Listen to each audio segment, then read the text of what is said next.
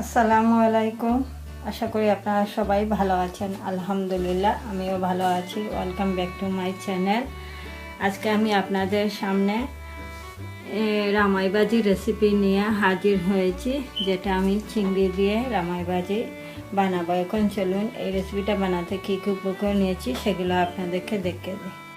রামাই ভাজি রান্না করার জন্য এখানে আমি কিছু রামাই নিয়েছি, যেগুলো দু সাইড ফেলে দিয়েছি এবং কয়েকটা রামাইয়ের ফেলি নাই, যেটা আপনাদেরকে দেখিয়ে দেব। তেল, স্বাদমতো লবণ, ধনিয়া পাতা, একটা অনিয়ন কুচি, কিছু চিংড়ি যেটা স্কিন ফেলে আমি ধুয়ে রেখে দিয়েছি, একটা টমেটো কুচি, আদা 1 পিস এবং রসুনের পেস্ট 1 পিস যেটা ফ্রিজিং, 3টা কাঁচামরিচ, হলুদের পাউডার এবং লাল মরিচের পাউডার দুটোই 1/2 টিস্পুন। এখন কীভাবে আমি রামাইটা কাটি সেটা আপনাদেরকে দেখিয়ে দিই। আমি এই রামাইগুলো 2 সেট সিজারের মাধ্যমে কেচির সাহায্যে কেটে আপনাদেরকে দেখিয়ে দিচ্ছি ঝটপট এটা করা যায়। আমি এগুলোকে একবার ধুয়ে নিয়েছি, কাটার পর আবার আমি এগুলোকে ধুয়ে নেব। এই রামাই ভাজির রেসিপিটা খেতে খুবই মজা। যারা নিরামিষ কিংবা যে কোনো ধরনের ভাজি খেতে পছন্দ করেন তাদের আমার রেসিপিটা ভালো লাগতে পারে। একসাথে অনেকগুলো রামাই নিয়ে নিয়েছি, তারপরে এগুলোকে কেটে নিচ্ছি। এই দেখুন, এইভাবে আমি সবগুলো রামাই এই দেখুন এরকম সাইজ করে আমি রামাইগুলো কেটে নিয়েছি। সেমভাবে আমি এখন সবগুলো কেটে নিচ্ছি। সবগুলো রামাই কাটা হয়ে গেছে, এগুলো এখন ধুয়ে আমি রান্নাটা শুরু করব। একটা ফ্রাই প্যান বসিয়ে দিয়ে এটার মধ্যে আমি তেলটা দিয়ে দিচ্ছি।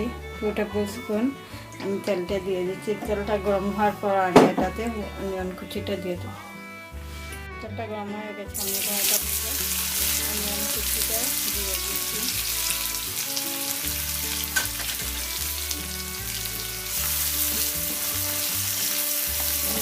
খুব ভালো করে ভেজে নেব, তারপর এটাকে বাকি মশলাগুলো দিয়ে দেবো। পেঁয়াজটা 5 মিনিট ভাজা হয়ে গেছে। এটাতে স্বাদ মতো লবণ, তারপর হলুদের পাউডার 1/2 টিস্পুন, লাল মরিচের পাউডার 1/2 টিস্পুন, পিস আদা পেস্ট এবং 1 পিস রসুনের পেস্টটা দিয়ে দিয়েছি, যাতে পেঁয়াজের সাথে এগুলো হয়ে যায়। তারপরে এটাতে আমি এখন একটা টমেটো যেটা ছোটো করে কেটে দিয়েছি সেটা দিয়ে দিচ্ছি, দিয়ে আরও 5 মিনিট মশলাটাকে কষে নেব। তারপর ফিরে আসলাম আরও 5 মিনিট পর। এই দেখুন মশলাটা কষানো হয়ে গেছে। এখন আমি এটাকে চিংড়িটা দিয়ে দিচ্ছি।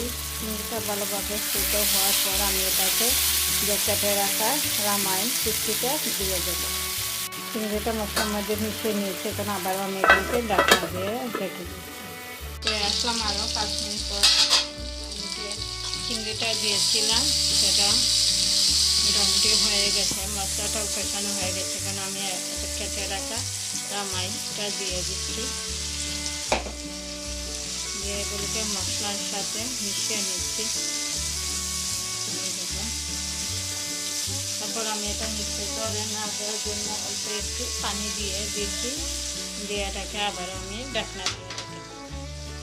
এর ফাঁকে আমি 2-1 এটাকে নেড়ে নেবো, যাতে নিচে ধরে আসলাম আরও 5 মিনিট পরে। দেখুন ভাজিটা হয়ে গেছে, পানিটা টেনে গেছে। আমি এটাতে এখন কাঁচামরিচ এবং ধনিয়া পাতা কুচি দিয়ে আবারও এটাকে মিশিয়ে নিচ্ছি সব কিছু।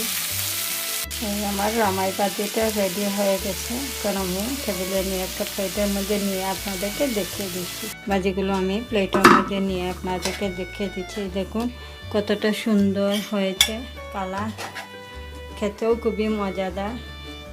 রামাই ভাজি যারা নিরামিষ কিংবা ভেজিটেবল খেতে পছন্দ করেন তারা এরকম বাসায় বানিয়ে একবার ট্রাই করে দেখতে পারেন। রামাই ভাজির রেসিপিটা রেডি হয়ে গেছে। আমি একটা প্লেটের মধ্যে নিয়ে নিয়েছি। দেখুন দেখতে যেমন সুন্দর, খেতেও খুবই মজাদার রামাই ভাজির রেসিপিটা। এটা আপনারা রুটি, পরোটা, ভাত সব কিছুর সাথে খেতে পারবেন। আর আমার ইউটিউব চ্যানেল ডলি কবির রেসিপিতে আপনারা আরও ভাজি কিংবা সবজি নিরামিষ রেসিপি দেখতে চাইলে আমার চ্যানেলটাকে নিশ্চয়ই সাবস্ক্রাইব করতে ভুলবেন না।